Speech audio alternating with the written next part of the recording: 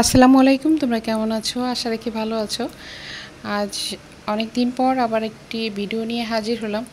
আসলে ভিডিও দিব সেই মন মানসিকতাও নষ্ট হয়ে গেছে ভিডিও না দিতে দিতে। আর যেহেতু আমার শরীর অসুস্থ ছিল, তোমরা সবাই জানো। তো সবাই বলতে সবাই জানে না, কিছু আপুরা জানে। আর এর আগে আমি একটা ভিডিও আপলোড করেছিলাম যে আমি অসুস্থ। তো এখনও অসুস্থ, তবে আগের চেয়ে মোটামুটি এখন ভালো আছি। তো আমার এই পার্লারটার অবস্থা দেখো, পুরা দেখো কতটা এলোমেলো। আমি পার্লারে ঢুকি না, অনেক দিন হয়ে গেছে। অসুস্থর পরে এই পার্লারের এখানেই আসি না। তো প্রত্যেকটি জিনিসপত্র এলোমেলো, ধুলা দিয়ে সম্পূর্ণ ভরে গেছে। ভেবেছিলাম হয়তো, আর জানি না পরবর্তীতে কাজ করতে পারবো কি না, সেটাও এখনও আমি বলতে পারছি না।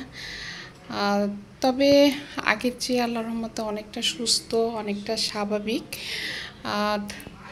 মনোবল হারাচ্ছি না, কারণ আমি প্রত্যেকটা জিনিস আমি দেখেছি। মনের শক্তি, এটা হলো সবচেয়ে বড় জিনিস।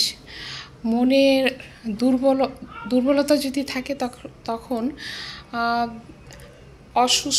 সুস্থ থাকলেও অসুস্থ মানুষ হয়ে যায়। তারপরে আমি চেষ্টা করছি যে আল্লাহ তুমি আমাকে শক্তি দাও, কারণ প্রত্যেকের একটা স্বপ্ন থাকে। আমার কাজ, আমি প্রতিটি কাজ নিয়ে, আমি যে কাজটা আমি পারি সেই কাজটাকে আমি অনেক ভালোবাসি। আমার কাজের প্রতি অনেক ভালোবাসা। আর আমার ভাগ্যটাই জানি কেমন, মানে আমি যখন একটা কাজে যাই, যখন দেখি যে আমি বেশ কাজটা ভালো করতে পারছি, তখনই একটা না একটা সমস্যা আমার তৈরি হয়। হয়তো যতদিন বেঁচে থাকবো এই যুদ্ধ করেই আমাকে যেতে হবে, কারণ মানুষের যুদ্ধই মানে জীবন। আর ঠিক আমার জীবনটাও ওরকম। তেই এখন পার্লারে আসলাম, আসার পরে মনটা অনেক খারাপ, কারণ অনেক লোকজন এসে ফিরে ফিরে যাচ্ছে, ফোন করছে। হয়তো আমি তাদের কাজ করতে পারছি না, তাদের কাজ ঠিক মতো করতে পারছি না বলতে আমি টোটালি কাজ বন্ধ। এই 3 মাস কাজ বন্ধ। এ দেখো আমার এখানে ডলটার অবস্থা দেখো, চুলের অবস্থা দেখো, মানে পুরা। তো আমি একটা অবশ্যই পলি দিয়ে এটা ঢেকে রাখা হয়েছিল, কিন্তু এটা জানি কীভাবে আবার এটা আমি আসলে এসে দেখি না যে কোনটার অবস্থা কি, কোন পর্যায়ে আছে, এগুলো দেখার সুযোগ আমার হয়নি। কারণ আমি সারাক্ষণ শুয়ে থাকতাম, নিজের শরীর নিয়েই আমি নিজেকেই নিয়ে ভাবতাম হয়তো আর কখনো আমি দাঁড়াইতে পারবো না। মানে আমার শরীরের কন্ডিশন এতটাই খারাপ ছিল যে আমি হাঁটতে পারতাম না। তো আলহামদুলিল্লাহ আগের চেয়ে আমি এখন হাঁটাচলা করতে পারি, এখন আগের চেয়ে শরীরে অনেকটা শক্তি পাই আমি এখন।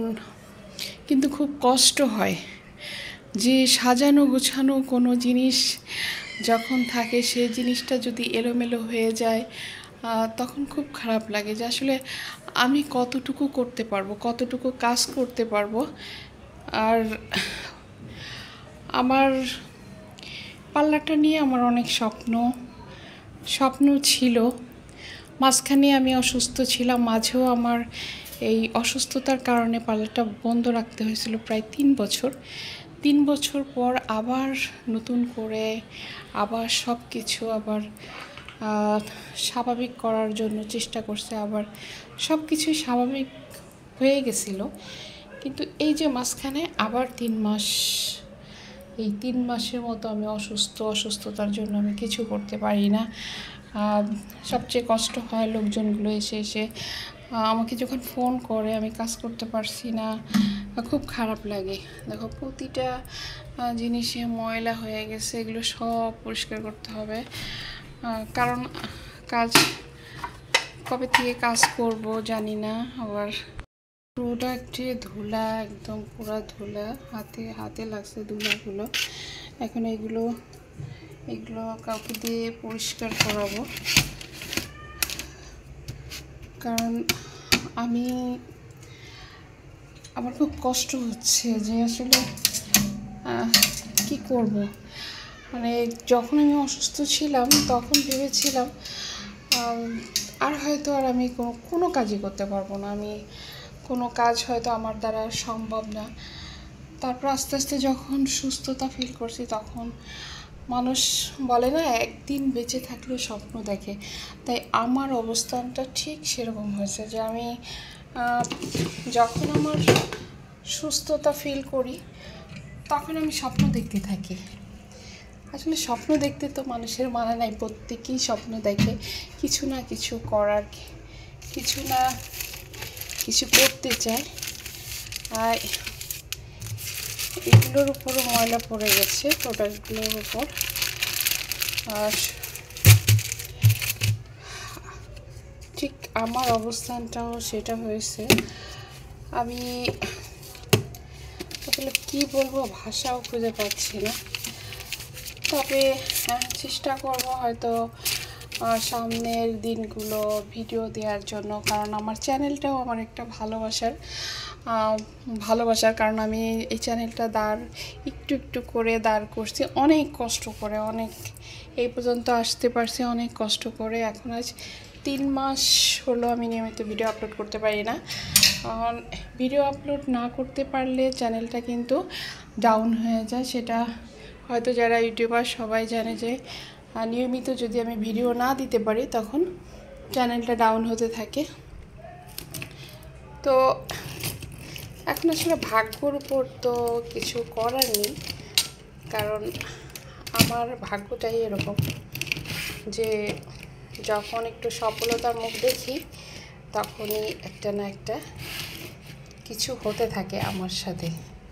তা শুধু কি আমার সাথে নাকি সবার সাথে সেটা আমি জানি না, হয়তো আমার সাথেই মনে বেশি হয়। আল্লাহ মনে হয়তো আমাকে বেশি পছন্দ করে, এর জন্য বেশি আমাকে সমস্যা, আমার মরণ বাঁচন মানে এমন কিছু রোগ সমস্যাগুলো আমার ভিতর হয় যেটা আমি হয়তো বাঁচবো না, বা আমার হয়তো আর দাঁড়ানো সম্ভব না, কিন্তু তারপরেও কেমনে কীভাবে যেন আল্লাহ আবার আমাকে বাঁচিয়ে তুলে আবার স্বপ্ন দেখতে থাকি। তো স্বপ্ন আসলে মানুষ একদিন বেঁচে থাকলেও সে স্বপ্ন দেখতে থাকে যে আমি এটা করব ওটা করব, কিন্তু মানুষ যখন অসুস্থ হয় তখন কিন্তু এই স্বপ্নগুলো তার কাছে মৃত মনে হয়। ঠিক আমার কাছেও ওই মুহূর্তগুলো ওরকমই হয়েছিল যে হয়তো আর কোনো দিন আমি কিছু করতে পারবো না। তাই তোমরা সবাই আমার জন্য দোয়া করো, কারণ আল্লাহর রহমত, মানুষের দোয়া ভালোবাসা ছাড়া কিন্তু আসলে কোনো কিছুই সম্ভব না। হয়তো আল্লাহর রহমত ছিল, সবার দোয়া ছিল, ভালোবাসা ছিল বলে হয়তো আমি আবার আস্তে আস্তে আমি স্বাভাবিক জীবনে আসতে পারছি। হয়তো আমার পরিস্থিতিটা আমি শেয়ার করতে পারিনি, তোমাদের মাঝে যদি শেয়ার করতে পারতাম হয়তো বুঝতে যে আমি কতটা কষ্ট করছি, অনেক কষ্ট করছি, যে আমার প্রতিটা মুহূর্ত কিভাবে আমার কাটছে। আজ এ পর্যন্ত হয়তো আমি আসলে ইমোশনাল হয়ে গেছি। তোমরা আমার জন্য দোয়া করো যে আমি আবার স্বাভাবিক হতে পারি, স্বাভাবিকভাবে কাজ করতে পারি, সব কিছু করতে পারি। আজ এই পর্যন্ত, আবার কোনো হয়তো নতুন ভিডিও নিয়ে আসবো ইনশাআল্লাহ। আল্লাহ হাফেজ।